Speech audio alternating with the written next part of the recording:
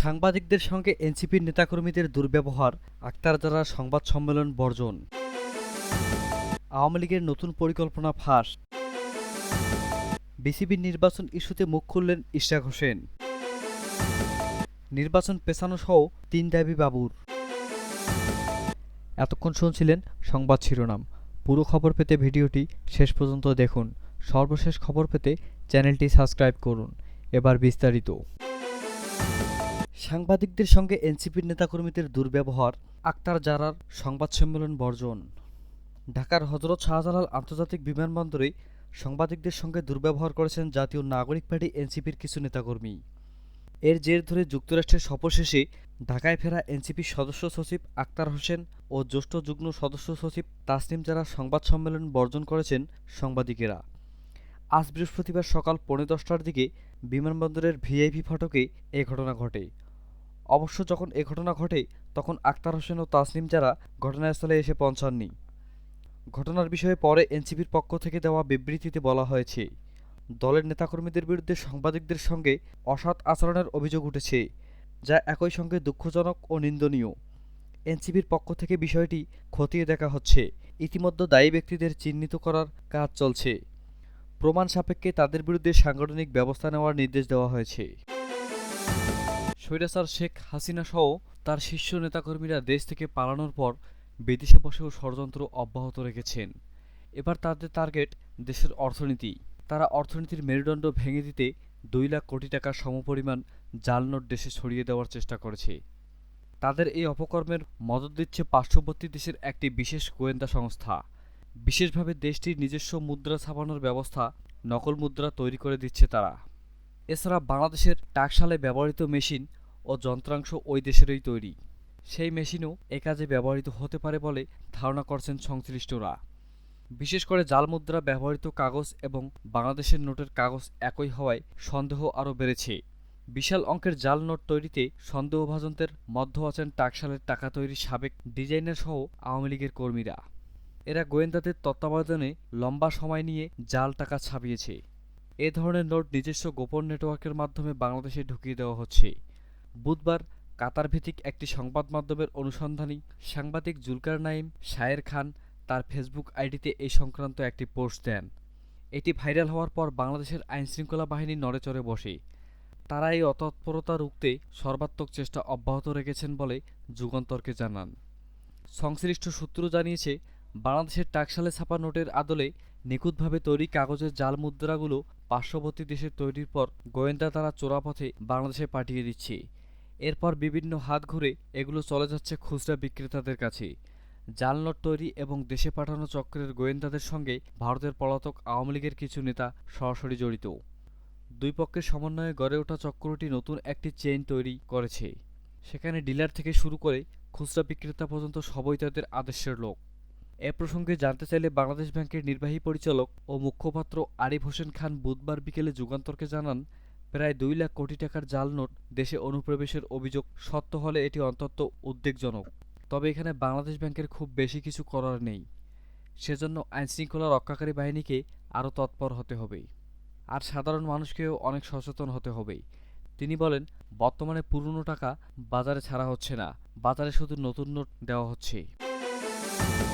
বিসিবির নির্বাচন ইস্যুতে মুখ খুললেন ইশরাক হোসেন। বাংলাদেশ ক্রিকেট বোর্ডের বিসিবি নির্বাচন ইস্যুতে মুখ খুলেছেন বিএনপির চেয়ারপারসনের পররাষ্ট্র বিষয়ক কমিটির বিশেষ সহকারী ইঞ্জিনিয়ার ইশরাক হোসেন। তিনি বলেছেন, সবকিছু খুলে বললে অনেকের প্যান্ট খুলে যাওয়ার মতো পরিস্থিতি হতে পারে। বুধবার 1 অক্টোবর রাতে নিজের ভেরিফাইড ফেসবুক পেজে পোস্ট করে এসব কথা বলেন তিনি। ইশরাক হোসেন বলেন, গত কয়েকদিন বিসিবি নির্বাচন নিয়ে অনেক কিছু বলার থাকলেও নির্বাচনকে আরও প্রভাবিত না করার জন্য কোনো পাবলিক প্ল্যাটফর্মে কিছু লিখিনি। গণমাধ্যমে যোগাযোগ করার চেষ্টা করলেও আমি কৌশলী ভূমিকায় ছিলাম। আজকে অল্প কয়েকটি কথা বলবো, কারণ ভেতরের বাইরের সবকিছু খুলে বললে অনেকের পরনের প্যান্ট খুলে যাওয়ার মতো পরিস্থিতি তৈরি হতে পারে।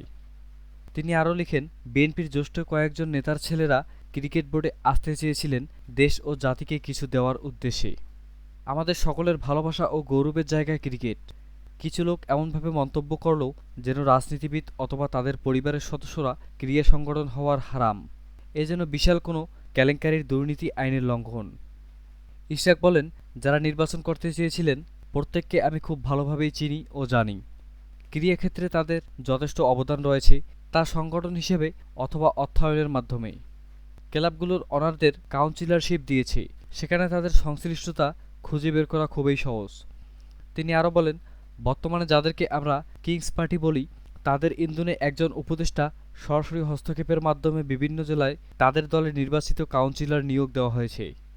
এজন্য ডিসিদের অকথ্য ভাষায় হুমকিও প্রদান করেছেন উপদেষ্টা।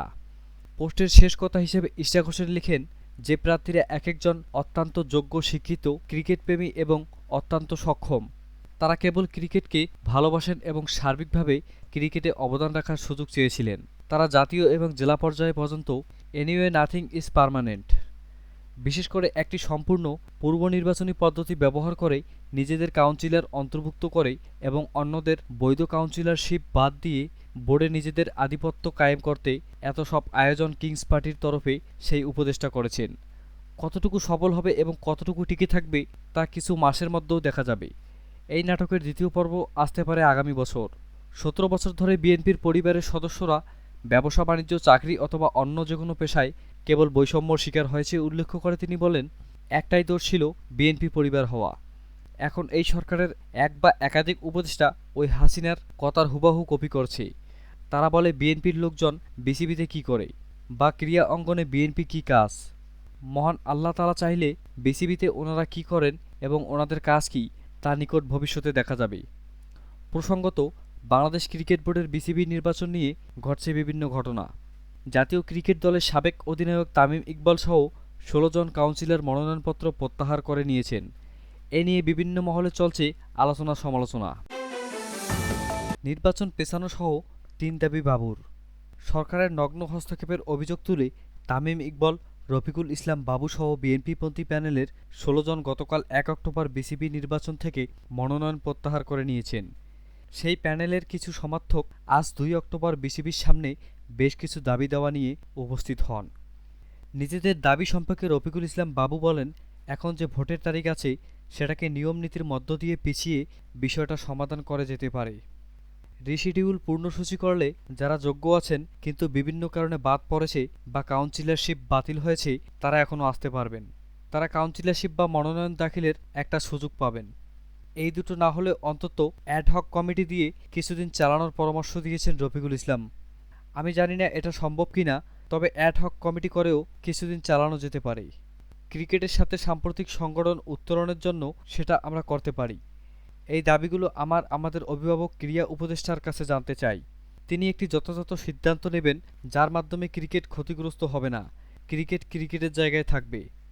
পরবর্তী সাংবাদিকদের প্রশ্নের উত্তরে আবারও রিশিডিউল প্রসঙ্গে বাবু বলেন, আমি বলছি নির্বাচন রিশিডিউল করা হোক। বিভিন্ন ক্ষেত্রেই রিশিডিউল করে তফসিল ঘোষণা করা যেতে পারে, এটাতে দোষের কিছু নেই, কারণ একাধিকবার এগুলো করা হয়েছে এবং এসব নিয়ে ছোটোখাটো বিতর্ক আছে। ক্রীড়া উপদেষ্টা আসিফ মাহমুদের প্রসঙ্গে তিনি বলেন, উপদেষ্টা বা ক্রীড়ামন্ত্রী বাংলাদেশ ক্রিকেটের অভিভাবক, তিনি কোনো পক্ষের না, দেশের ১৮ কোটি মানুষের প্রতিনিধি হিসেবে মন্ত্রী হয়েছেন। ক্রীড়া অঙ্গনে ভালো মন্দ সব কিছু দেখার দায়িত্ব তার। আমরা চাই সমস্যাগুলো তার মাধ্যমেই সমাধান হোক। নির্বাচনে প্রার্থিতা প্রত্যাহারের সিদ্ধান্তকে ভুল মনে করেছেন কিনা এমন প্রশ্নের উত্তরে তিনি বলেন, আমি তা বলছি না, এটা একটা প্রতিবাদ স্বরূপ করেছি, কিন্তু এটা থেকে উত্তরণের পথ আছে। আমরা চাই সময় বাড়িয়ে পুনর্নির্ধারণ নির্বাচনের তারিখ করা হোক। কয়েকটা প্রস্তাবনার মধ্যে এটাও আছে, নির্বাচন যেন প্রশ্নবিদ্ধ না হয়।